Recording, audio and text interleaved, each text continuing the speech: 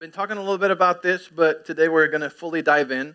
And one of the main things you'll hear in these next 3 weeks is about serving. But I need you to hear it with fresh ears. Why? Because in the last few weeks, I have mentioned how sometimes if you've been in church for a while or you were in a place where you served and you got hurt or you got burned or you got mistreated or underappreciated and this kind of stuff happened, then when you hear it again, your brain automatically goes to that rut of hurt and it gives you a bad taste in your mouth about it. So serving is not a bad word, okay? Serving and commitment is not a bad word either. Sometimes in the gray circles, some people come up with these funny ideas that commitment is a cuss word to grace, and it's not. We are not hippies. Okay?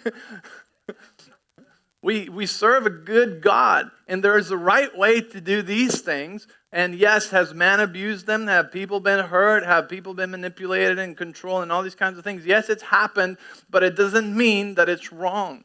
Okay? So we need to heal our hearts, and we're going to talk about that today and in the next coming weeks, because there is a blessing. And here's the thing. If the enemy keeps you offended or hurt about an experience related to serving or commitment or any kind of thing like that, guess what? He's also robbing you from an abundance of life that is hidden in there, because the Word of God clearly tells us there's a blessing in it. So we're going to read and we're going to study about this in the next 3 weeks. As you know, yes, this is leading up to our volunteer meetings. Because if you feel like this is home, then we want you to have the freedom. We want you to know there is room for your gift. Okay? There's room for your gift, whether it's right now in this season or in the future, in the coming future. There's room for your gift and there's room for your passion. And yes, I know not everyone is called to be to serve in the church, and a lot of people are called to serve in the marketplace, in the government, in the education industry, in the entertainment industry, and in all these other mountains or areas. Yes, right.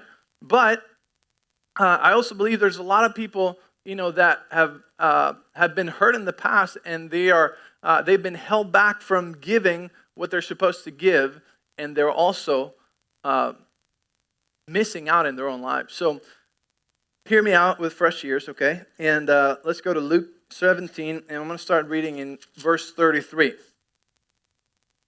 No, 6, sorry. It says, all who are obsessed with being secure in life will lose it all, including their lives. But those who let go of their lives and surrender them to me will discover true life. Say with me, true life. So there's a fake life. All right? And if you caught on to what it's saying here, that fake life a lot of time is the one that those who are obsessed with being secure in life are living. Did you get that? Those who are obsessed with being secure in life, okay?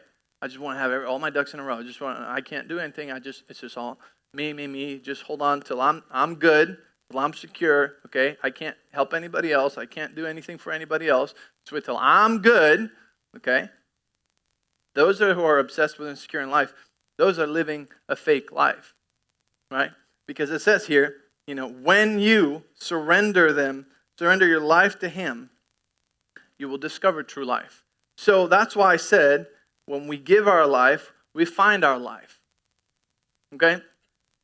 NIV says, whoever tries to keep or cling to their life will lose it. So I want to give you an example.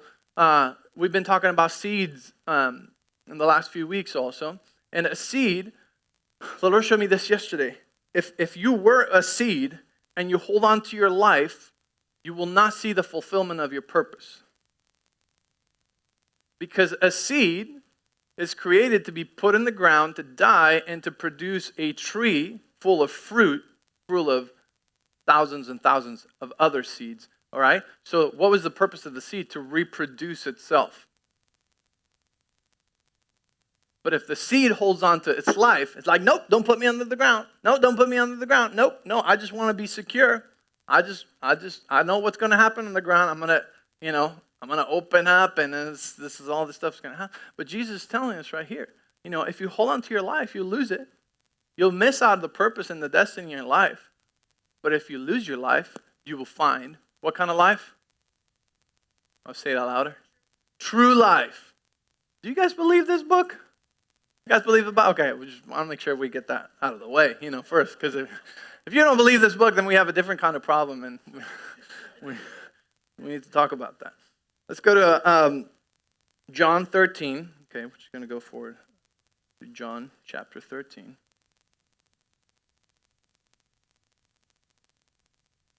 And how many have a paper Bible with them? Let me hear this noise. It's good, Nothing wrong with electronic Bibles or the screen, but kind of nice, I remember growing up with that sound in church. John 13, verse 14. It says, "So, if I'm your teacher and Lord, and have just washed your dirty feet," okay, right after Jesus washed the disciples' feet, "then you should follow the example that I set for you and wash one another's dirty feet. Now do for each other what I have just done for you." Okay, so if we go down to verse 17, that's where I want to go for today. It says, "So now put into practice what I have done for you, and you will experience a life of" what? "Happiness enriched with untold blessings." Whoa! What? This is pretty amazing. Everybody is pursuing happiness and untold blessings in all kinds of ways, in every kind of place.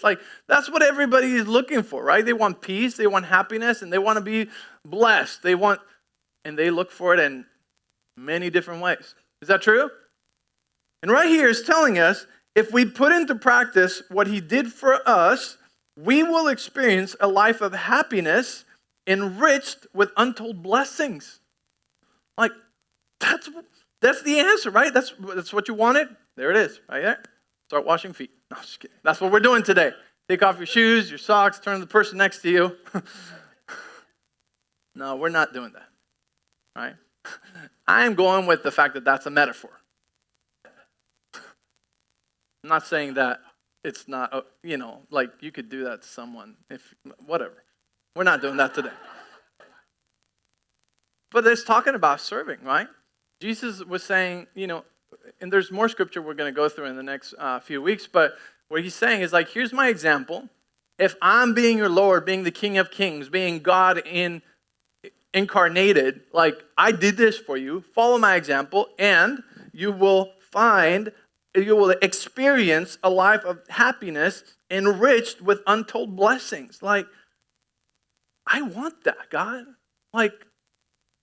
And many times people they want that, but they're holding on to their life. They're clinging on to it, and their focus is just me. I just want to be secure. I just want to, feel good. I can't give. I can't do. I can't serve. I can't help or think about anybody else right now because I'm missing, my savings account went from $3,000 to $2,999. So, and it's really?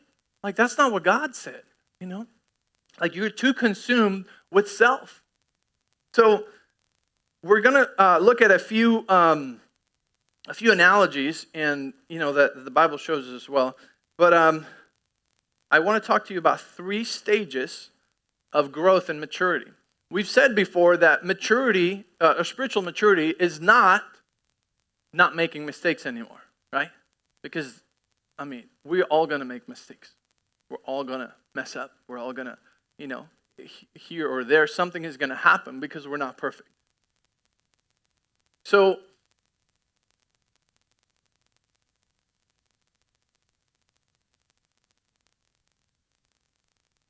spiritual maturity is not making mistakes. Spiritual maturity is how quick we recognize them, we repent, rethink, and turn around. Okay? So let me give you an example. If I get upset at my wife, okay, and I choose to stay in pride for a whole week and kind of ignore her and be a little passive aggressive, okay, that's we know that's not good. That's missing the mark. big time, right? That's pride, okay? And it takes me a week, and then I repent, and I turn to her, and I said, I am so sorry. That was not right of me, and I clean up my mess, okay? All right. Well, I would expect that next time that happens, it doesn't take me a whole week. The next time it happens, hopefully it's the same day. So maturity is when you start shortening up the time of rethinking, of repenting, of changing the way you thought and recognizing your mistakes, right? I used to stay a whole week in pride and punishing with all these tools of ignoring her and, passive aggressive. Now I don't. Now I recognize it like 2 minutes later and I apologize. That is maturity. Okay? How even better if that gets completely annihilated. I don't do that anymore, right? How much better when I actually catch the thought in my mind before I even do it or say it, right? That's maturity. Okay? So it's just getting better. It's growing up. Are you with me? Okay, so 3 stages, okay? The first stage is the child stage. Okay? The child, a baby, a child, a toddler, they're selfish. They're born selfish. They can't take care of anybody else.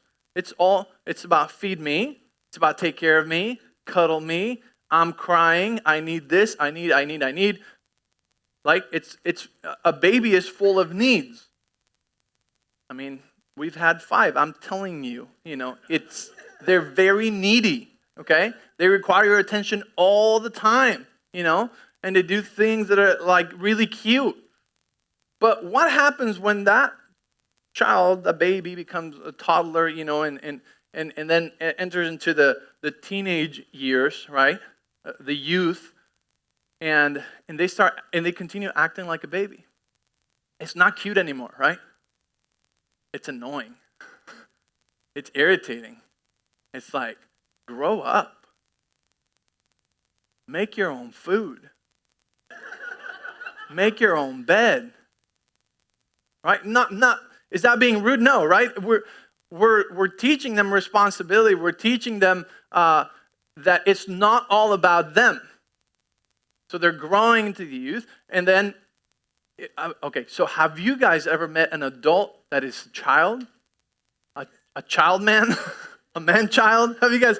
I mean, there's even a term for that, right? And it's like people that are 30, 40, whatever years old, and they're still acting like a baby. And how do you know? Because some of those characteristics are selfishness, self-centeredness. It's all about them all the time. They have nothing to give to anybody else. They're not good friends. Sometimes they're nice and they're fun because they're like kids. But then when you hang out around them long enough, you realize, wow, they got nothing to give. Like, it's kind of draining to be around them for this long, right? And you find out it's immaturity. So we're not judging that, but what I'm saying is like those are signs of immaturity. The person might not be mean or evil at heart. They're just immature. Because maturity is when we grow out of selfishness and we grow out of self-centeredness. Okay? When a child starts learning how to give to others, how to contribute in the house, that's a step of maturity, right? When my 5-year-old son, learns to take the trash out, and now he's collecting the trash out of the whole house, that's growing up. We wouldn't ask Victoria to do that. Victoria's 3, right? But Benjamin, he's 5 going on 6. Yeah, he started doing that, and a couple times a week, he'll just, Benjamin, take the trash out, and you see him, dragging a bag the size of his own body, and we're helping him mature, right? Because if we don't give that into him, he's going to stay selfish and entitled and ungrateful. Are you with me? Well, the same thing happens spiritually. The same thing happens spiritually. If we just go to a place and it's all about me, I come in, I go out, I get what I want, I take what I want, I participate with just what I want, what's all convenient and good just for me, well, that's fine. We will not cancel your subscription, right? But you won't grow spiritually. Because when we give our life, we find our life, right? And I want to say also that our purpose is in giving. Our purpose is in serving. Just like the seed doesn't fulfill its purpose unless it gives its life, we won't either. Because a life of selfishness and self-centeredness is only good for a while, for a period of time. And I guarantee you, most of those people are very lonely and very unsatisfied. Even if it looks like their life is very secure, like we read in Luke 17:33. Even if it looks like their life is perfect, secure, like you've seen the movies, the guy whose life is perfect. There's this one with Nicolas Cage. It's a Christmas movie where he's a millionaire. What's it called? Family Man. Yes. Right? And his life is secure, like perfect. He's got nobody in his life, no family, nothing, right? He's rich, he's like, but he's lonely, and inside he's miserable, right? And then he gets this life switch, and he has a family, like the alternative. What would have happened if he, married this girl and had kids? And it's crazy. It's a mess, right? He doesn't have all his ducks in a row. He doesn't even know which is his toothbrush, right? It's like crazy. But he finds in that giving, like, there's actually true happiness, right? Because we were created to grow up, mature, and give. And in that giving, is our destiny and our purpose. Now, how is your giving and how is that? I don't know, because we all have different callings. We all have different strengths and destinies. But I can tell you for sure, that is part of maturity and it's part of growth, but it's also where we find true life, and it's also where we will find happiness and untold blessings. Are you with me this morning? All right. So, child stage. Many stay in the child stage and don't mature. There's many reasons. Self-centeredness, entitlement. Have you guys met someone who's entitled? It's not just kids, there's adults who are entitled, and you just think that the world owes you everything. There's other reasons why people don't grow and mature is ungratefulness. When people aren't taught gratefulness, they become ungrateful, which leads to entitlement, yes, and they just take things for granted, right? Oh, I don't like it here. I don't like you, so I'm just going to go look somewhere else or something else. Or, I'm done with this friendship or this relationship. Don't care how much you put in it. I'm out, Ungratefulness will steal from us, and we won't even realize it till later. Ungratefulness, this attitude of better than thou, right? If somebody thinks they're better than everyone else, which Jesus clearly told us, have the same attitude that he had. Being God, he did not consider himself as God, right? But he considered himself the servant of all. So people that feel like, well, I'm too good to serve. I'm too good to give of myself. You're not good enough to have my time in your life, right? And that's pride, and that's arrogance.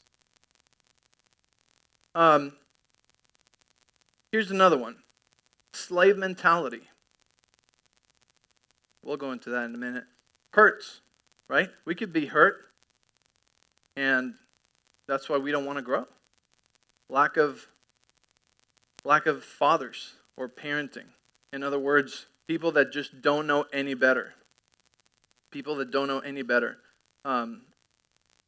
If nobody's ever taught you to be grateful, if nobody's ever taught you to serve, if nobody ever taught you how to mature, if nobody ever gave you chores, and they're like, just do whatever, I'd rather not fight with you, If nobody ever gave you chores when you were growing up and you never matured, then you grew up just not knowing any better, thinking it was all about you, right? So not everybody is not wanting to grow. Not everybody is just there because they want to. Some people just don't know any better, which is why it needs to be taught. Amen? Okay. Let's talk about slave mentality. Slave mentality, I'm going to use the children of Israel, okay? When the children of Israel came out of Egypt, that represents our salvation. We were saved, right? On our way to the promised land, okay? But in the desert, going through the desert. Children of Israel were in the desert, And if you remember the story, God opened up the waters and they crossed on dry land, right? All Moses had to do was lift up his staff, water opened up, they crossed on dry land, and their enemies were finished underwater, okay?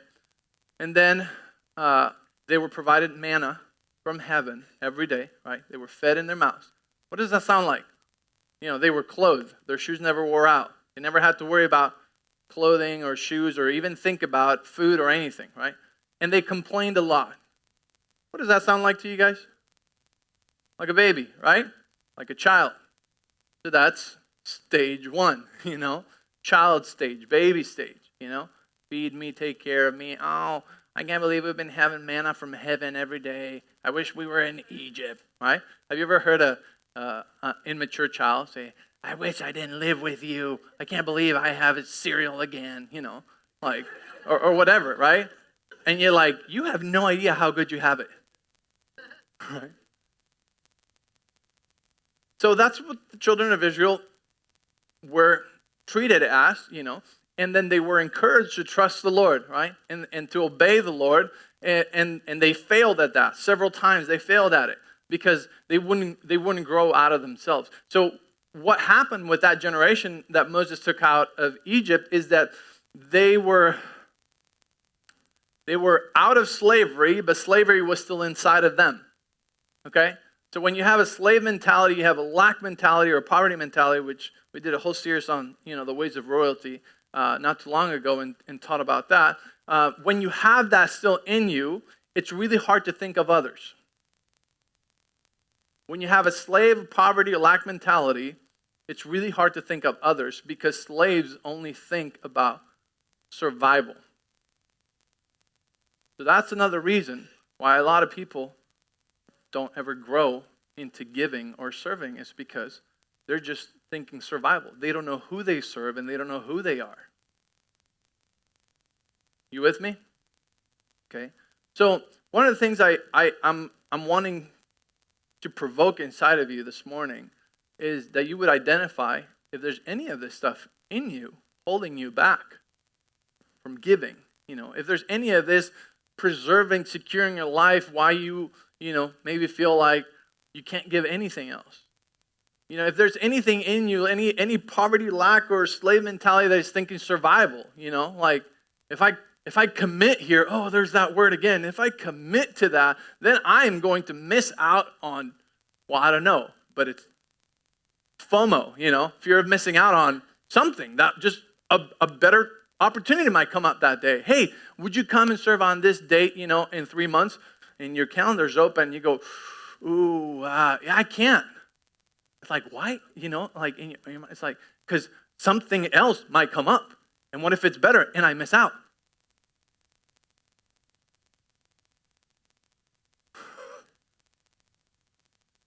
Same. So slave and poverty mentality will rob us, right, as well, from growing, from maturing, and from giving. Because, again, it's in giving. When we give our life, we find our life. Luke 17:33, it says, right, when we surrender our life, we're not all worried, obsessed with being secure in life. It's that we discover true life. John 13:17, happiness and untold blessings is when we follow this example of Jesus, of serving others. Are you learning something this morning? Should I just stop? You're like, please stop, you're killing me. See, we need to learn how to be a receiving congregation. If somebody, if God's sending people and people are walking in here and it's full of selfish children, like, that's my chair. Who are you? Even so,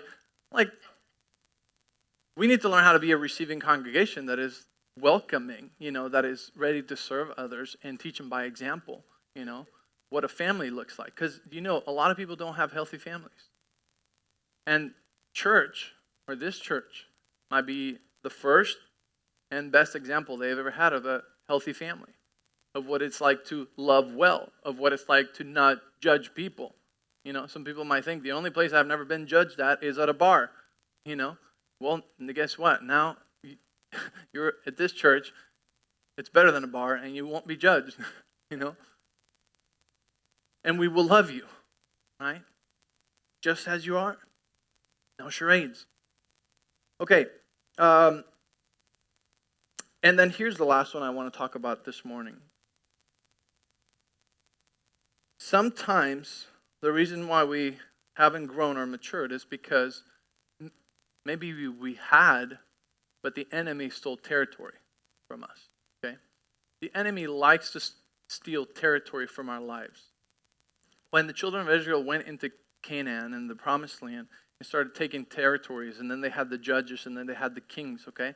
Certain things happen. A couple instances, I'll read you one of them, but there's a couple of them where the enemy came back and tried to take back the land that God had given them. And the Lord showed me the enemy is always trying to make you take a step back, you know? I've seen friends of mine that used to be in the mission field with me, 15 years ago, and they took steps back, and I go, oh man, and I pray for them because the enemy stole territory from them. And I could see that a lot of times it's because they got hurt or they got used, abused, controlled, manipulated, thrown away like a paper plate, and they got hurt. But again, pain is inevitable, but suffering is optional. And if you allow suffering to continue ruling your life, it's going to steal from you. It's going to steal territory that you had gained in the past. So, Judges 11:13, it says, the king of the Ammonites answered Jephthah's messengers, when Israel came up out of Egypt, they took away my land from the Arnon to the Jabbok, all the way to the Jordan. Now, this is the enemy telling Israel, said, now give it back peaceably. So, otherwise, if you don't give it back voluntarily, I'm going to punch you and I'm going to take it from you. Right? That's what he's saying. In verse 23, he responds to the enemy, says, now since the Lord, the God of Israel, has driven the Amorites out before his people Israel, what right have you to take it over? So he's telling him, God gave us this land. You would take any land your God gives you, but God gave us this land. So they defended and they stood still. But the thing is, some people have lost territory before, Some people were on fire for God. Some people were serving. Some people, and the enemy got in and they hurt you and you got wounded, and you went in a season of completely pulling away from serving, from giving, from maybe even fellowshipping, from maybe even going to church, and what happened is you built up this wall to protect yourself because you don't want that to happen again, but you're not walking in your passion and your destiny. You're not giving of yourself what you were called to do. You're not walking in that place where you are finding true life, right, and untold blessings. So the Lord wants to heal our hearts so that we can move on. It's some of the things that I was talking when I taught on the two legs of serving and soaking. Yes, we need to learn how to do it right. We need to learn how to, serve God, but also first, be in his presence, be in the word, because we cannot give out of what we don't have. So if we're dry, we can't give somebody water. But then there's also those that are just soaked up and all wrinkled up, and they still don't give anything. So we need to, first of all, identify, where am I at? Why haven't I grown into that? Or did the enemy steal some territory from me? Or am I in a healing season? And let me tell you, a healing season is not forever. It shouldn't be forever. When a transition turns into a lifestyle, that's a problem. Right? Well, I'll say it just because it's real obvious, but sometimes people leave a church because they got hurt and they go into the next place, Well, how long do you want your healing to take, It's up to you, really. The children of Israel were in the desert for 40 years. They didn't have to. They chose to. Pain's inevitable. Suffering is optional. Okay? So, this is for you. I don't know everybody's life situation and everything. I don't know if the enemy stole territory from you. I don't know if you got hurt. I don't know if if nobody ever taught you how to do chores, and take on responsibility and contribute to the family, right? But, in our house, as you grow up, you start contributing and you get more responsibility, right? And what the Bible tells us is that him who surrenders his life discovers true life. That in following Jesus' example of serving, there's happiness and untold blessings. Okay? And so if the enemy has stolen anything from you, it's time to take it back and say, no, you know what, you fooled me for a while. Not every church is like that. Not every leader is like that. Not everything is like that, and I'm going to open up my heart again, because here's the key. The key is not to shelter yourself up so that you can never be hurt. Pain is inevitable. The key is to learn to put the wall down and to learn how to deal with pain when it comes. To learn how to deal with offense when it happens. That's the way. I like. I don't know why I just went there. I'm kind of like, God likes it, okay? Sorry, guys. Sometimes I'm maturing. I'll grow out of that. So we must recognize where we are and where we need to head, where we need to go. Have you guys seen those shirts sometimes where people said, today I'm adulting? Not adultering. No, adulting, right? In other words, it's like, it's now become a thing that you turn on or off being an adult. What's going on? Something's wrong. Oh, don't you have one of those? No, just kidding. I've seen it somewhere. Okay. Next week we're going to talk about stage 2. Okay, so don't miss that.